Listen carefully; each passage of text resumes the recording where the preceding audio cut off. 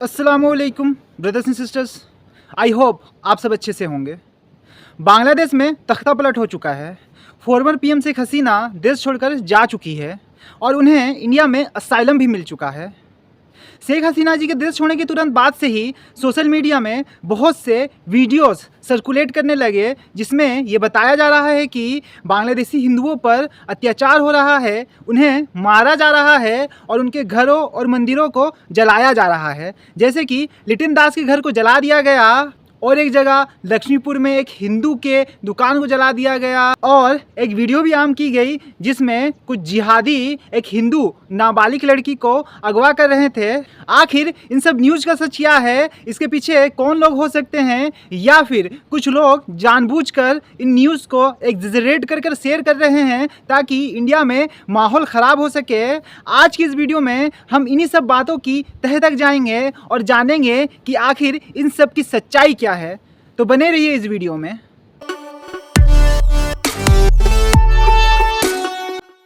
बांग्लादेश में Hindu Muslim students मिलकर 56% reservation unjust quota system के खिलाफ आंदोलन कर रहे थे।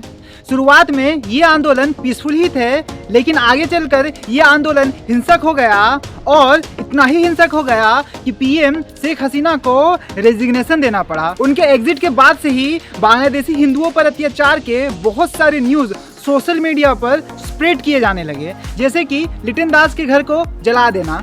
इस तरह के न्यूज़ को सुनने से दिल आहत हो जाती है और एक पर्टिकुलर कम्युनिटी में आक्रोश देखा जाता है। लेकिन जब इस न्यूज़ को क्रॉस चेक किया गया तो पता चला कि घर तो जला था, लेकिन वो घर मशरफ बिन मुर्तजा का घर था, जो आवामी लीग के एक मेंबर थे।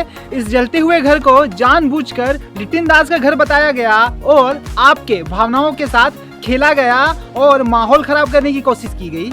दूसरी जगह सुदर्शन न्यूज़ के द्वारा ये न्यूज़ शेयर की गई कि लक्ष्मीपुर में एक हिंदू के दुकान को जला दिया गया, लेकिन जब इसे गूगल रिवर्स सर्च में लाया गया तो पता चला कि ये घटना जुलाई महीने की है, यानी पीएम शेख हसीना के एग्जिट के पहले की, जब सुबह की प्रार्थना के बाद लक्ष्मीपुर के माजू चौधरी मार्केट में किसी वजह से आग लग गई थी और सामने सामने गारमेंट्स की दुकान होने की वजह से ये आग तेजी से फैल गई, जिसकी वजह से 15 दुकान इस आग के चपेट में आ गए थे।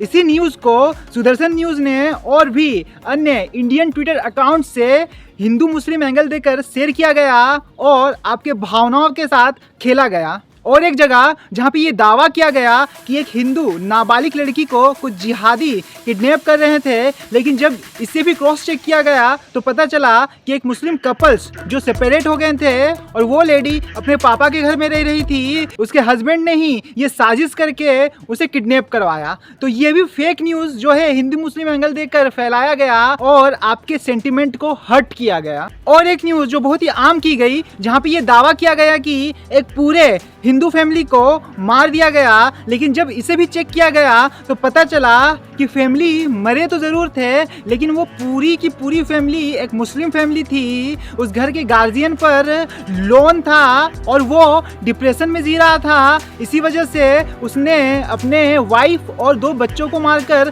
खुद भी सुसाइड कर ली। ये और ऐसी बहुत सी फेक न्यूज़ हिंदू मुस्लिम एंगल देकर सोशल मीडिया में सर्कुलेट की गई और आपकी भावनाओं के साथ, आपके सेंटिमेंट, आपके इमोशंस के साथ खेला गया। लेकिन बांग्लादेशी हिंदुओं पर अटैक तो हुए थे, लेकिन ये हमले बहुत ही बड़ी संख्या में नहीं थे।